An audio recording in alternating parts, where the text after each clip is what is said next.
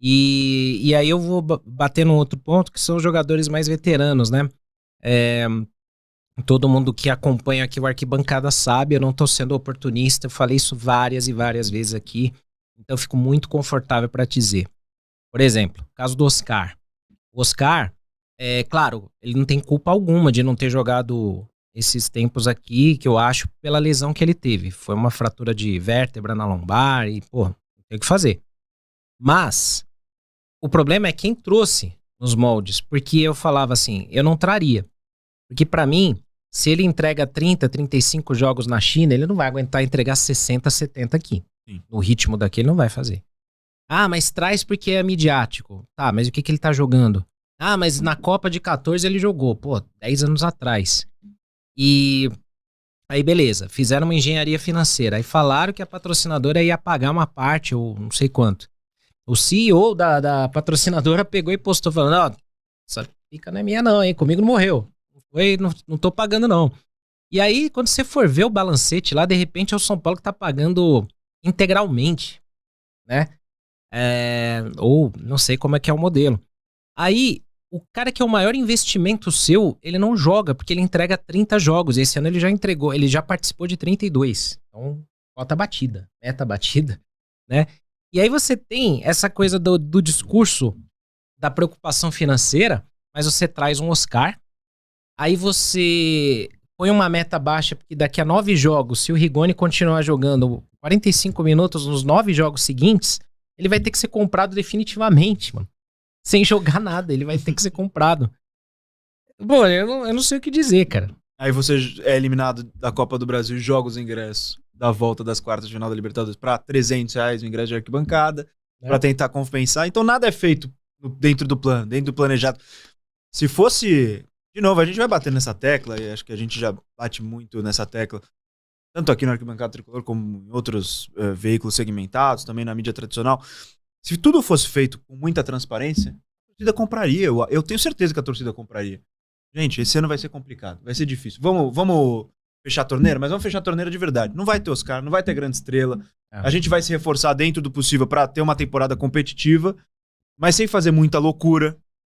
E vai ser assim, porque é preciso fazer assim. Mas o discurso ele vai de um lado para o outro conforme a situação, né? Conforme a necessidade, conforme a pressão para cima da diretoria, aí o discurso ele vai variando, ele é muito volátil. Então isso que irrita o torcedor são paulino também. E sobre o Oscar ainda, toda essa questão do Crespo ter respondido depois que ele não treinou, é mais um motivo que faz o torcedor não ter perspectiva. Porque tá tudo tão errado que até nos mínimos detalhes. Tudo bem, vão argumentar. A assessoria respondeu para todo mundo lá, os repórteres, que ele não treinou com o coletivo. Mas aí, veja bem, ele não treinou com os outros, mas ele treinou sem restrição de choque. Que imagem que você quer passar quando você dá a informação de que ele treinou sem restrição? Qual que é a mensagem que você tá passando? Que ele tá liberado. Que ele tá liberado. Vai jogar. Ele tá liberado. Então você mentiu deliberadamente. Se ele não treinou, você não tá em condição, você mentiu pro seu torcedor. E por quê? Por que você mentiu pro seu torcedor? Por que sempre, toda e qualquer narrativa mínima, seja de Oscar, seja de lesão do Lucas, seja de venda dos moleques, tem que ser um negócio de simplesmente totalmente ambíguo.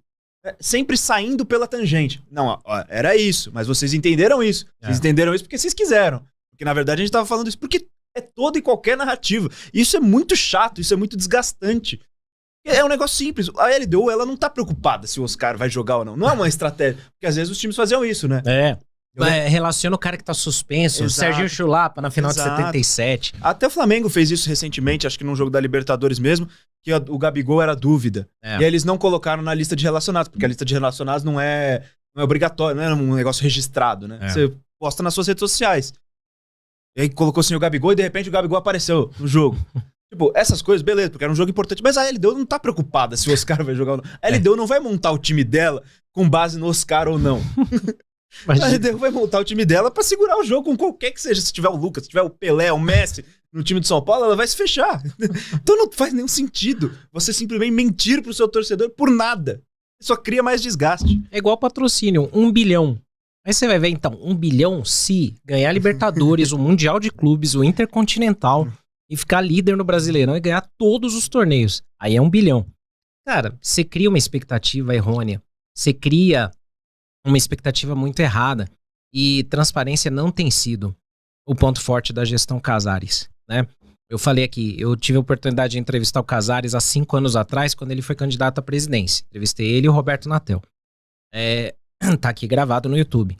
Vários pontos que estão lá não foram cumpridos da campanha. Ingresso popular, arquibancada popular. Sei lá, em quantos jogos a gente teve arquibancada popular, né? Sócio torcedor. Vale a pena ser sócio torcedor hoje? Não, zero. Não vale a pena, né? O sócio torcedor para quem não mora em São Paulo, porque o benefício seria teoricamente ingresso, né? Compra de ingresso, tal, não sei o quê. Aí beleza, o cara que é São Paulino que tá lá em Macapá vai fazer o quê? Não adianta nada. Além, nem sei como é que tá o sócio torcedor, antes você tinha que ainda pagar o frete, né, do kit ainda pra ir pra sua casa, né? Ainda tinha essa.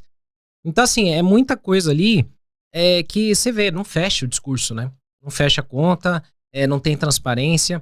O torcedor, que é o principal ativo do São Paulo, você tem os ativos, né? Morumbi, CT e tal, mas o principal tesouro do São Paulo é o torcedor. Ele é tratado como lixo. É um secundário, assim. Se der, a gente presta conta. Se não der, também dane-se, né? E bem lembrado pela Bruna, aumentaram ainda os valores do sócio-torcedor. Ainda teve isso, né?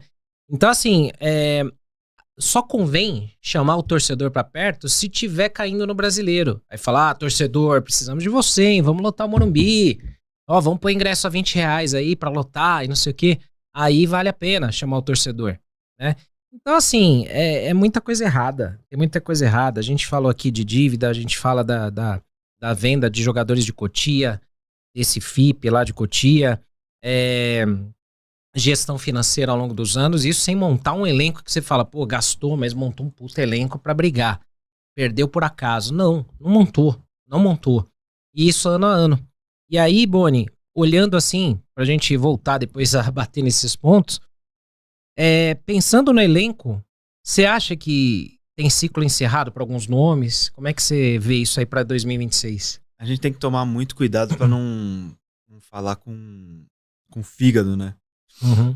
Mas eu acho que se encerra o ciclo de alguns nomes. Acho que é difícil, é muito complicado, mas são nomes que já estão aí há algum tempo. Eu acho que o Luciano ele já não rende mais no geral. Não é só essa eliminatória, ele já não rende mais no geral que a gente espera. Já pelo menos 2 temporadas. E eu acho que o Luciano foi um grande nome. Eu não vou jogar fora o que o Luciano fez nessa fase difícil por conta dessa eliminatória. Acho que foi muito importante, foi essencial até para o São Paulo nesses últimos anos em que a situação já estava complicada.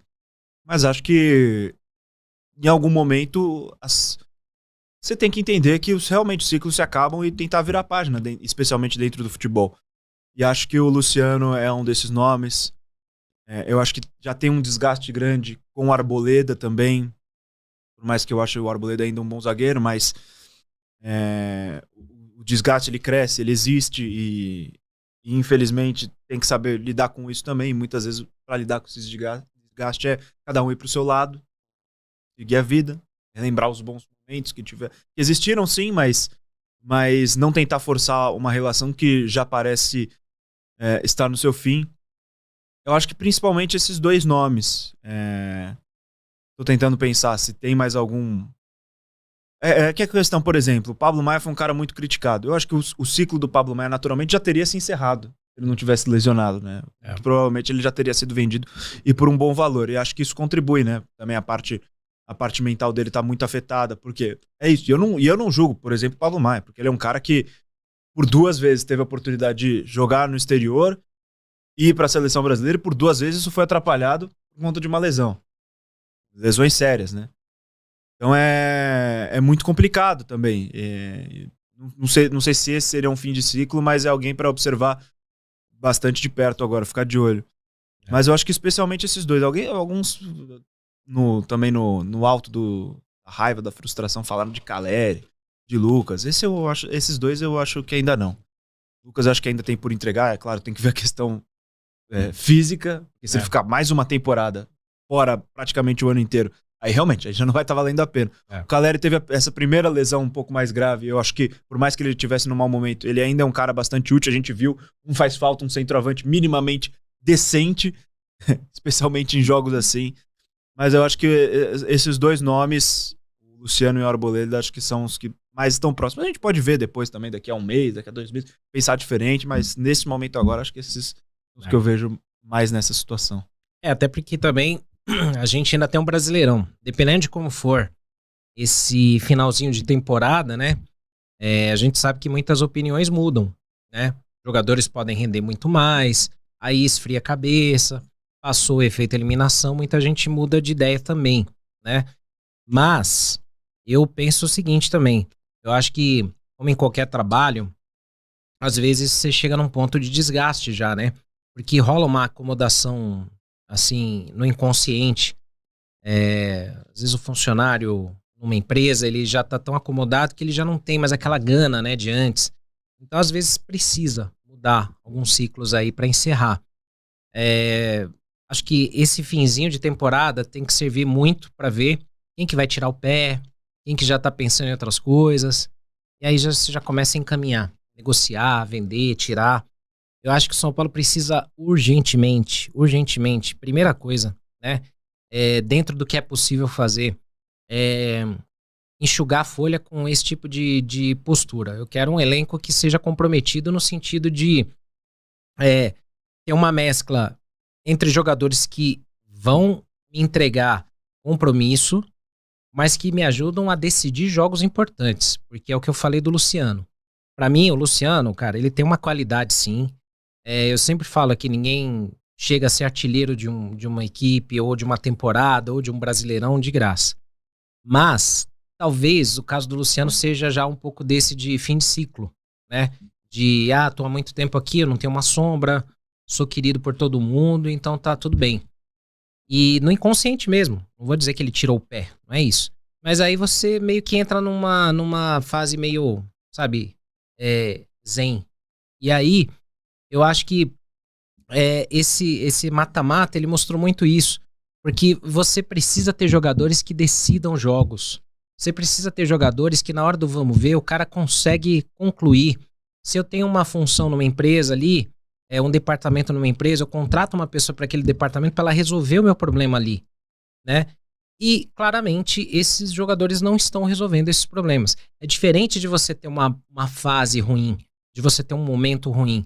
Mas eu acho, por exemplo, que há casos e casos no elenco. Eu acho que a gente pode avaliar nesse finzinho de ano o que pode ser aí para enxugar esse elenco e contratar outro perfil de jogadores que resolvam. Por exemplo, quer ver? Não vou falar que ele é craque, mas assim, um Enzo Dias, muitas vezes ele me resolve um problema de lateral. Sim. Pela entrega dele, pelo compromisso, pela força ali dele no campo, do que um cara que às vezes é muito, não vou nem falar o Wendel, mas um outro cara que seja muito mais técnico, que seja chinelinho, tipo um Caio Paulista. Não é um primor também, mas ele tem mais técnica que o Enzo Dias. Aí ele tirava o pé no final, tava nem aí.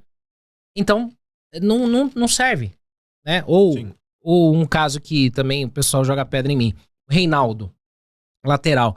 Reinaldo tava naquele momento, assim, fim de ciclo. Acomodado, não tinha sombra, tava nem aí. Tchau. Não precisa de jogador assim. A gente precisa de caras que resolvam. Num mata-mata desse, você não pode perder 6, 7 gols num confronto desse. Exato. Não, e o Luciano, ele já foi esse jogador decisivo, né? Já. Ele já teve os seus momentos. A gente lembra no final do Paulista. Até na campanha da Copa do Brasil fez gol decisivo. Ele já teve o seu momento. Mas acho que já há algum tempo ele não é mais esse cara, né? E você confia de olhos fechados. Já foi. Já foi o cara que você confia plenamente pra num duelo decisivo, um duelo complicado, ele aparecer e fazer o gol decisivo, dar um passe. Mas acho que já não é mais. E futebol é assim, a gente não pode ficar preso ao que já aconteceu. Os caras ficam mais velhos, o contexto do futebol muda, o contexto do clube muda. Tudo muda dentro do futebol, né? Então a gente não vai fazer as coisas em 2025 olhando para 2022, para 2023, tentar replicar. Porque tudo muda dentro do futebol. Então eu acho que aceitar o fim dos ciclos também faz parte. Ficar preso, querendo e desejando que volte a ser como já foi um dia, só atrasa o clube. São Paulo nessas últimas gestões, é especialista em fazer isso. Né? Não, isso e assim, até respondendo o Paulo Nobre, né?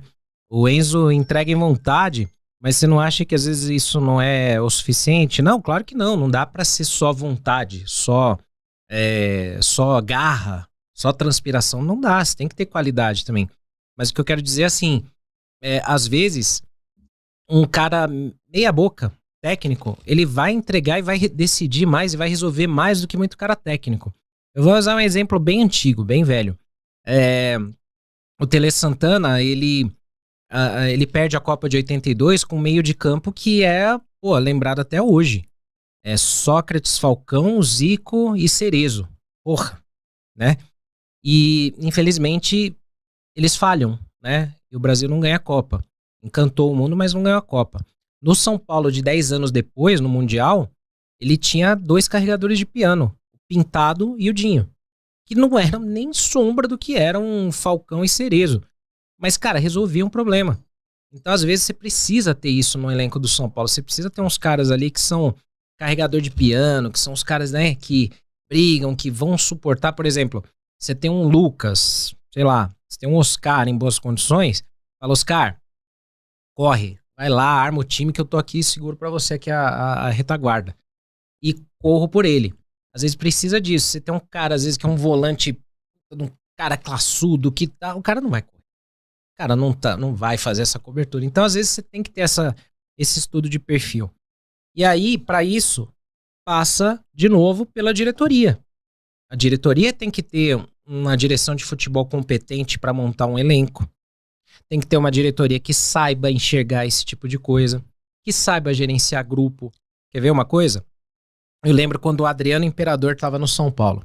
Eu já ouvi várias histórias de pessoas envolvidas me falando na época. O Adriano deu trabalho. Mas deu muito trabalho no São Paulo, mano. E ele com chulapa ainda, vixe Maria.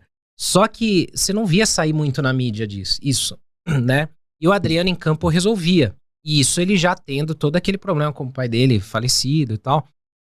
Então teve toda aquela situação. Mas o São Paulo conseguia gerenciar. Conseguia chegar assim, Adriano, vem cá, olha a situação. É isso. Se você fizer isso, vai acontecer isso aqui, tal. Abafava umas merda que faziam lá e tal. Mas chegava no campo e resolvia. E os caras se gostavam. Os caras gostavam de estar lá e corriam pelo São Paulo. Não ganhou muitos títulos, ganhou o Brasileiro, né? Não ganhou a Libertadores. Mas, cara, às vezes nessa gestão do dia a dia é o que pega. Eu lembro, Boni, teve um tempo atrás aí, não vou citar nomes para não ser antiético, mas houve uma diretoria de futebol alguns anos atrás que os jogadores não respeitavam, os caras não estavam nem aí. O cara chegava pra falar no CT, os caras falavam, puta, lá vem o trouxa, lá vem o otário lá de novo, olha lá que babaca, não sabe nem o que ele tá falando. E os caras tiravam sarro e zoavam eles. Então assim, não tem como ir pra frente um cenário desse. Não funciona, né? Exato, não tem como. E a gente vê essa gestão do dia a dia cada vez mais defasada, né? Especialmente ali internamente. A gente sabe das crises internas que existem por disputa de poder. E aí vira justamente o contrário do que você falou, né? Em vez de abafar, de segurar a informação, de não deixar que se nada vaze, tudo se vaza. Por interesse. Tudo se vaza. De um lado, de outro. Olha, tá acontecendo isso aqui dentro, aconteceu isso aqui. Tudo pra tentar um derrubar o outro. Isso mostra que ninguém tá ali preocupado com o São Paulo de verdade, né? Preocupado com a vida deles. Política. Com a vida política deles. Com o papel que eles vão ter daqui a alguns anos, com o próximo ciclo eleitoral. Então tudo parece estar errado, né? Tudo, e a gente vê cada ponto, não parece que tem nada de positivo ao qual se apegar. E muito a gente volta pelo começo do programa, né? Falando do ego. Do ego que acaba afetando. É tanta coisa que é feita dentro do São Paulo nessas últimas gestões. Não incluo só o Casares, não. O Leco também. Sim. Tudo pra ser o presidente que deixou um título. O Leco quebrou o caixa de São Paulo pra tentar deixar um título. O presidente que deixou um título. Casares a mesma coisa. Fez de tudo pra ser o presidente que deixou um título. Aí deixou a Copa do Brasil. E agora? Vai sair bem? O Cruzeiro também ganhou 2 Copas do Brasil e 2 brasileiros. Exato. Quebrou. Valeu a pena, então, deixar a Copa do Brasil? Ele vai sair bem na fita? Mesmo quando mesmo nas gestões que deixam grandes títulos, a gente não pensa no presidente primeiro. Em 2005, a gente não pensa no Marcelo Portugal Gouveia primeiro. A gente lembra agora mais vezes, porque pelo menos... Tá fazendo falta. Porque tá fazendo falta. A gente pensa em 2005, a gente pensa no Paulo Autori, a gente pensa nos 11 titulares, no Rogério Ceni, pensa até no Renan, que tava chegando, que tava começando, em vez de pensar no presidente. Aí depois a gente lembrou, na gestão do Marcelo Portugal foi o que eu vejo, pô. Então, é pouco de querer fazer pelo clube e muito de querer fazer por si próprio. Lembrado aí pela Bruna, né? O primeiro presidente a dar um transfer ban pro São Paulo, né? Primeira mancha.